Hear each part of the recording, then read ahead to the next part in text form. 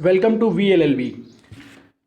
आज के इस वीडियो में हम जानेंगे भारतीय संविधान से जुड़े 10 महत्वपूर्ण प्रश्नों को।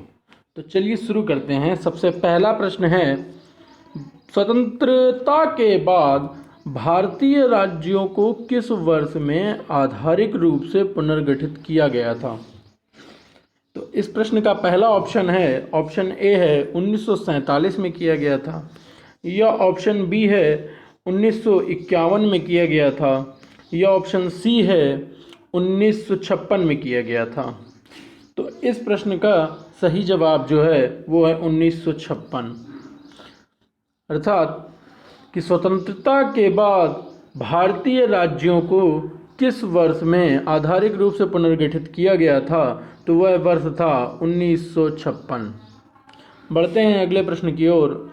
अगला प्रश्न है,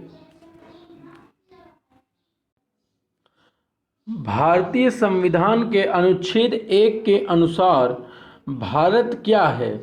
तो आपके ऑप्शन हैं, ऑप्शन ए है भारत राज्यों का समूह है, या ऑप्शन बी कह रहा है कि राज्यों का महासंघ है, या ऑप्शन सी कह रहा है कि राज्यों का कॉन्फेडरेशन है, या ऑप्शन डी कह रहा है भारत राज्यों का संघ है।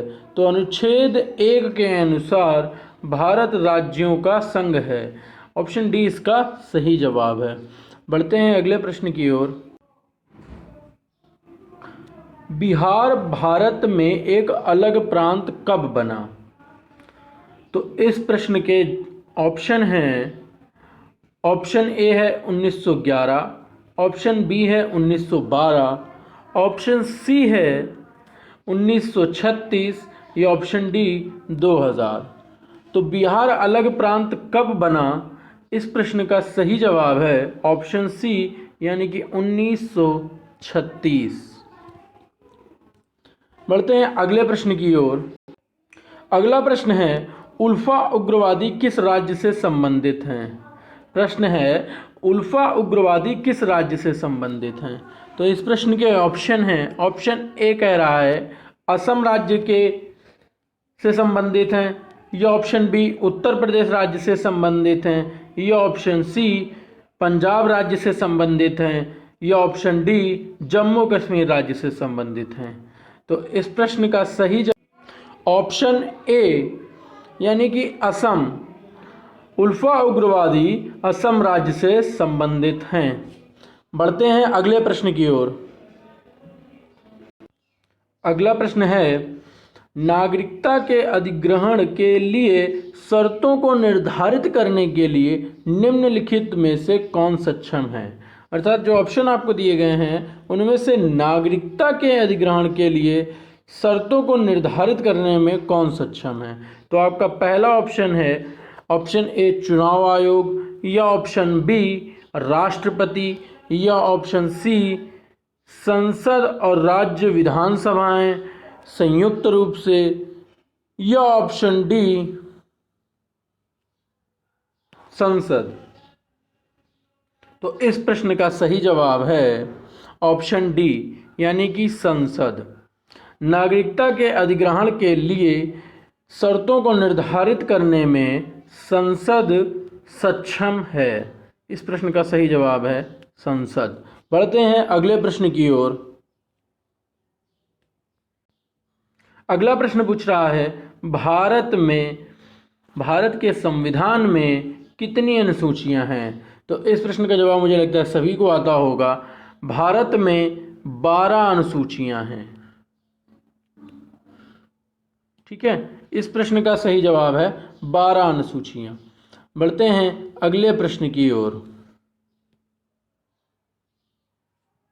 अगला प्रश्न है, भारतीय संविधान के अनुच्छेद 13 का मुख्य उद्देश्य संविधान की सर्वोच्चता को सुरक्षित करना है। आपके ऑप्शन हैं, राज्य नीति के निर्देशक सिद्धांतों को, या ऑप्शन बी मौलिक अधिकारों को, या ऑप्शन सी मौलिक कर्तव्यों को, या ऑप्शन डी ऊपर के सभी को। तो अनुच्छेद 13 जो है वो मौलिक अधिकारों, से संबंधित है? इस प्रश्न का सही जवाब है मौलिक अधिकार। बढ़ते हैं अगले प्रश्न की ओर। भारतीय संविधान के निम्नलिखित लेखों में से कौन सा एक अलग श्रेणी का है? तो इसके सभी ऑप्शन ध्यान से देखिएगा। ऑप्शन ए अनुच्छेद 14, ऑप्शन बी अनुच्छेद 15, ऑप्शन सी अनुच्छेद 16 और ऑप्शन डी हमारा है अनुच्छेद 19। तो देखिए इस प्रश्न का जो अलग इसने क्योंकि पूछा था, इसलिए इसका जो आंसर होगा वो ऑप्शन डी होगा, अनुच्छेद 19। प्रश्न ये कह रहा है कि भारतीय संविधान में निम्नलिखित लेखों में से कौन सा एक अलग श्रेणी का है? तो जो 19 है वो अभिव्यक्ति की स्वतंत्रता से संबंधित है, बाकी अन्य जो हैं वो समता के अधिकार में आते हैं। तो बढ़ते हैं अगले क्वेश्चन की ओर। अगला प्रश्न बहुत इंपॉर्टेंट प्रश्न है। लोकसभा में संघ शासित प्रदेशों के लिए कितनी सीटें आरक्षित हैं?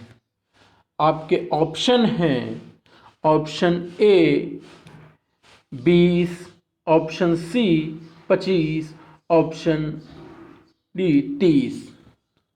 तो इस प्रश्न का सही जवाब है लोकसभा में संघ शासित प्रदेशों के लिए 20 सीटें आरक्षित हैं।